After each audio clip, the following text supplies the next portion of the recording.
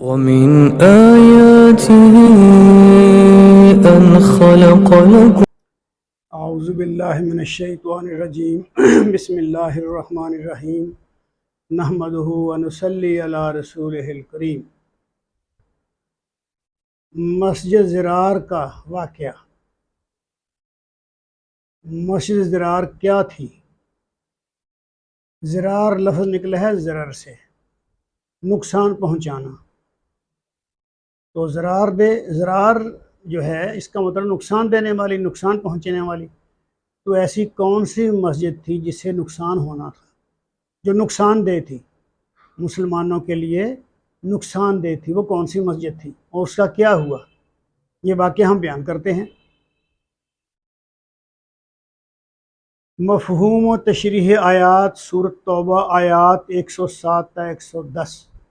یہ اس کا واقعہ سورۃ توبہ میں 107 سے لے کر 110 تک کی آیات میں آیا ہے۔ اب ہم اس کی تشریح کرتے ہیں، اس کا خلاصہ بیان کرتے ہیں، اس کا واقعہ بیان کرتے ہیں۔ نبی اکرم صلی اللہ علیہ وسلم کے مدینہ ہجرت فرمانے سے پہلے قبیلہ خزرج کا ایک شخص ابو عامر نامی تھا، یعنی اس کا نام ابو عامر تھا۔ زمانہ جاہلیت میں اس نے عیسائیت اختیار کر لی تھی اور وہ راہب بن گیا تھا۔ وہ اہل کتاب کے عالموں میں شمار ہوتا تھا۔ اس کی رہبانیت اور درویشی کا چرچا مدینہ اور گرد و نواح کے، یعنی ارد گرد قرب و جوار میں دور دور تک، یعنی قریب بھی اور دور بھی اس کا چرچا پھیل چکا، چرچا ہو چکا اس کا، یعنی مشہور ہو چکا تھا وہ۔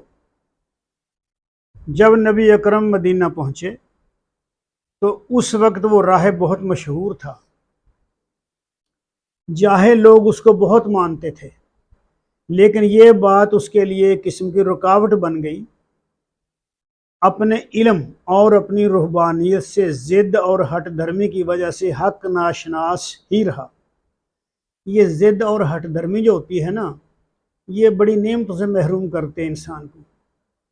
یعنی انسان ایک صحیح راستہ دیکھ کر بھی، صحیح چیز دیکھ کر بھی اپنی ضد اور ہٹ دھرمی کے باعث غلط راستہ اختیار کر لیتا ہے اور وہ اللہ کی نعمتوں سے محروم رہ جاتا ہے۔ آج بھی ایسا ہی ہے، یعنی کچھ لوگوں میں اتنی ضد اور ہٹ دھرمی ہوتی ہے کہ انہوں نے الٹ ہی چلنا ہوتا ہے۔ جتنی مرضی ان کو پند و نصائح کر لیں، جتنا مرضی ان کو سمجھا لیں، مجال ہے وہ قبول کر کے دیں یا مان لیں، کبھی نہیں مانیں گے۔ تو ضد اور ہٹ دھرمی کرنے والے ہمیشہ نقصان میں رہتے ہیں۔ تو یہ راہب جو تھا، یہ بھی اپنی ہٹ دھرمی کی وجہ سے دولت ایمان سے باہر ہی رہا، دولت ایمان حاصل نہ کر سکا۔ تو اس طرح یہ ایمان کی نعمت سے بھی محروم رہ گیا۔ اس نے آپ کو اپنا دشمن جانا اور آپ کی مخالفت کرنے لگا۔ پہلے 2 سال تو وہ اسی امید پر بیٹھا رہا کہ کفاران قریش ہی اسلام کو مٹا دیں گے، لیکن جب جنگ بدر ہوئی، جنگ بدر میں کفاران قریش نے شکست کھائی تو اس کے ضبط کے بندھن ٹوٹ گئے، یعنی صبر ٹوٹ گیا اس کا کہ اب تو کفار کو شکست ہو گئی ہے، اب کیا کروں۔ اور وہ اسی سال مدینہ سے نکل کھڑا ہوا اور اس نے قریش اور دوسرے قبائل میں اسلام کے خلاف تبلیغ شروع کر دی۔ یعنی اس کا جو بغض تھا، خبث باطن تھا، وہ ظاہر ہونا شروع ہو گیا۔ جو اس کے اندر تھا وہی باہر آ گیا، اور اس نے قبیلوں میں مختلف قبیلوں میں اسلام کے خلاف تبلیغ کرنی شروع کر دی۔ جن لوگوں نے جنگ احد کے لیے آگ بھڑکائی ان میں سے یہ بھی شامل تھا، یہ بھی بندہ ایک تھا ان میں۔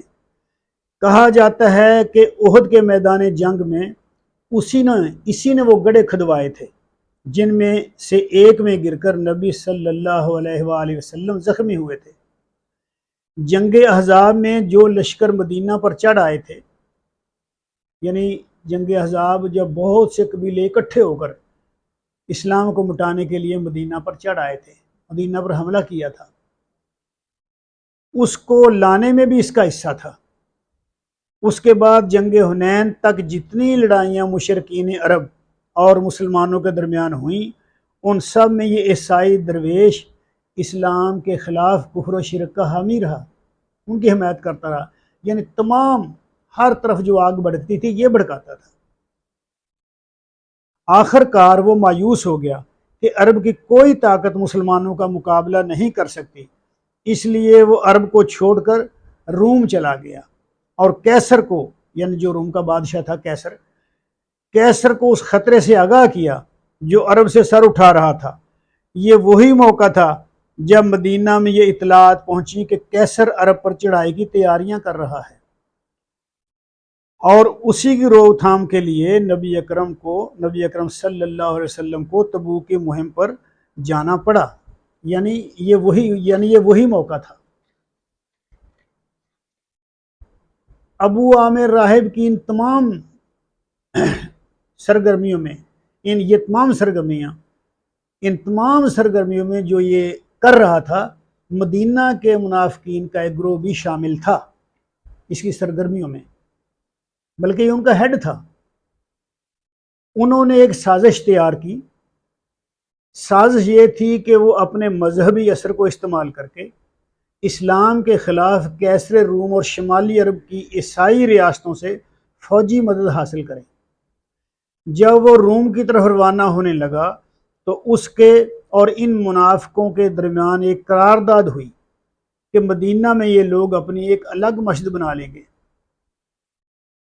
تاکہ عام مسلمانوں سے بچ کر منافق مسلمانوں کی علیحدہ جتھا بندی اس طرح کی جا سکے کہ اس پر مذہب کا پردہ پڑا رہے، یعنی کہ ہم ہیں تو مسلمان ہی اور اسلام کے فائدے کے لیے کام کر رہے ہیں۔ یہ سازش تھے وہ منافقین اور اسلام کے خلاف کام کرنا چاہتے تھے، تو یہ وہ اس لیے کام کر رہے تھے تاکہ آسانی سے آئندہ کارروائیوں کے لیے مشورے کر سکیں، اور ابو عامر کے پاس جو ایجنٹ خبریں لایا کریں وہ اس مسجد میں فقیروں اور مسافروں کی حیثیت سے قیام کر سکیں، یعنی جو جاسوس یا ایجنٹ جو باہر سے آئیں ان کے لیے پیغام لے کر تو ان کو اس مسجد میں ٹھہرایا جا سکے۔ اگر شہر میں کسی کے گھر میں ٹھہرایا جائے گا تو پتہ چل جائے گا کہ فلاں لوگ فلاں شہر کے یا روم کے وہ آئے ہیں اور فلاں گھر ٹھہرے ہیں، تو پتہ چل جائے گا کہ یہ اسلام کے خلاف کون کام کر رہے تھے۔ تو مسجد کی آڑ میں، مذہب کی آڑ میں ان کو وہاں ٹھہرایا جاتا تھا تاکہ وہاں وہ اپنا کام کر سکیں اور منافقین کو منظم کر سکیں، منافقین منظم ہو سکیں اور آسانی سے آئندہ کارروائیوں کے لیے مشورے کر سکیں۔ ابو عامر کے پاس سے جو ایجنٹ خبریں لایا کریں اور اس مسجد میں فقیروں اور مسافروں کی حیثیت سے قیام کر سکیں، اس ناپاک سازش کے تحت وہ مسجد تیار کی گئی تھی جس کا آیات مذکورہ میں ذکر ہے۔ یہ جو ہم نے پہلے ذکر کیا ہے سورۃ توبہ کی آیات کا 107 سے لے کر 110 تک، یہ ان آیات کی بات ہو رہی ہے۔ مدینہ میں اس وقت 2 مسجدیں تھیں، ایک مسجد قباء جو شہر کے مضافات میں تھی، یعنی شہر کے قریبی جو باہرلی آبادیاں ہوتی ہیں ان میں تھی، جو آبادیاں باہر ہوتی ہیں ان کو مضافات ہی کہتے ہیں، اضافی بستیاں جیسے کالونیز ہوتی ہیں شہروں میں، اور دوسری مسجد نبوی جو شہر کے اندر تھی۔ ان 2 مسجدوں کی موجودگی میں کسی تیسری مسجد کی ضرورت ہی نہ تھی۔ ایک نئی مسجد بنانے کا مقصد یہ تھا کہ مسلمان جماعت میں تفریق پیدا کر دی جائے، مسلمانوں میں گروہ بنا دیے جائیں۔ ایک نئی مسجد بنانے کا مقصد یہ تھا کہ مسلمان جماعت میں تفریق پیدا کر کے گروہ بنا دیے جائیں۔ اتمام حجت کے لیے ان لوگوں نے مسجد بنانے کی توجیہ پیش کی، یعنی اس کی اب پوچھنا تو تھا لوگوں نے کہ یہ مسجد کیوں بنا رہے ہیں، تو انہوں نے کوئی وجہ بھی گھڑنی تھی، اس کی کوئی توجیہ بھی پیش کرنی تھی، اس لیے انہوں نے یہ توجیہ پیش کی اور اس کی ضرورت ثابت کرنے کی کوشش کی، اور کہا کہ بارش اور سردی کی راتوں میں عام لوگوں خصوصاً بوڑھوں اور معذوروں کو جو ان دونوں مسجدوں میں سے دور رہائش پذیر تھے 5 وقت حاضری دینی مشکل ہوتی ہے، لہٰذا ہم محض نمازیوں کی آسانی کے لیے ایک نئی مسجد تعمیر کرنا چاہتے ہیں۔ جب یہ مسجد بن کر تیار ہوئی تو یہ منافقین نبی صلی اللہ علیہ وسلم کی خدمت میں حاضر ہوئے اور آپ سے درخواست کی کہ آپ خود ایک مرتبہ نماز پڑھا کر اس مسجد کا افتتاح فرما دیں، مگر آپ نے یہ کہہ کر ٹال دیا کہ اس وقت جنگ کی تیاری میں مصروف ہوں اور ایک بڑی مہم درپیش ہے، اس مہم سے واپس آ کر دیکھوں گا۔ اس کے بعد آپ تبوک کی طرف روانہ ہو گئے اور آپ کے پیچھے یہ لوگ اس مسجد میں اپنی جتھا بندی اور سازش کرتے رہے، حتیٰ کہ انہوں نے یہاں تک طے کر لیا کہ ادھر رومیوں کے ہاتھوں مسلمانوں کو شکست ہو اور ادھر یہ فوراً عبداللہ بن ابی کے سر پر تاج شاہی رکھ دیں، یعنی اس کو بادشاہ بنا دیں۔ لیکن تبوک میں جو معاملہ پیش آیا وہ اس کے بالکل ہی الٹ تھا، اسی نے ان کی ساری امیدوں پر پانی پھیر دیا۔ واپسی پر جب نبی اکرم صلی اللہ علیہ وسلم مدینہ کے قریب زیادان کے مقام پر پہنچے تو یہ آیات نازل ہوئیں۔ یہ سورۃ توبہ کی جو آیات میں پہلے ذکر کر چکا ہوں وہ آیات اس مقام پر نازل ہوئیں، اور آپ نے اسی وقت مدینہ کی طرف چند آدمیوں کو بھیج دیا تاکہ آپ کے شہر میں داخل ہونے سے پہلے وہ اس مسجد زرار کو مسمار کر دیں۔ اس طرح اس نقصان دہ مسجد کو مسمار کر دیا گیا اور یہ فتنہ مٹا دیا گیا۔ ومن آياته أن خلق لكم